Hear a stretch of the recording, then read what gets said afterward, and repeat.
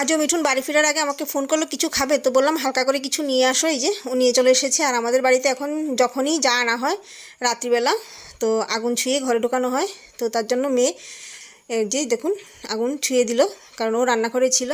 তো চলুন দেখি ও কী এনেছে। এই যে দেখুন আনা হয়েছে রুটি আর চিকেন ভর্তা। আমাদের তিনজনের জন্য তিনটে রুটি চিকেন ভর্তা, আর সঙ্গে আনা হয়েছে একটা ভাঙ্গুই। যারা ভাঙ্গুই চেনেন তো চেনেন, যারা চেনেন না তাদেরকে আমি বলে দেবো যে ভাঙ্গুই জিনিসটা কি। এটা আমাদের এখানকার একটা ট্রাইবাল ফুড। তো মেয়ে যেহেতু রান্নাঘরে রান্না করছে, ও চিকেন রান্না করছে আজকে। আসার সময় চিকেন নিয়ে এসেছে টিউশন থেকে ফেরার সময়, তো এখন রান্না করছে। আর ভাঙ্গুই হলো, এটা হলো বিন্নি চাল, যেটা একটা পাতার মধ্যে মুড়ে তারপর ভাপে বানানো হয়। আমাদের এখানকার একটা ট্রাইবাল খুব টেস্টি একটা ফুড। চলুন খেয়ে নিই। বেশ ভালো হয়েছিল কিন্তু খেতে, আর বিশেষ করে ভর্তা দিয়ে খেতেই ভালো লাগে। তারপর রুটি আর চিকেন ভর্তাটাকে টেস্ট করে নিলাম, ইয়াম্মি হয়েছিল কিন্তু।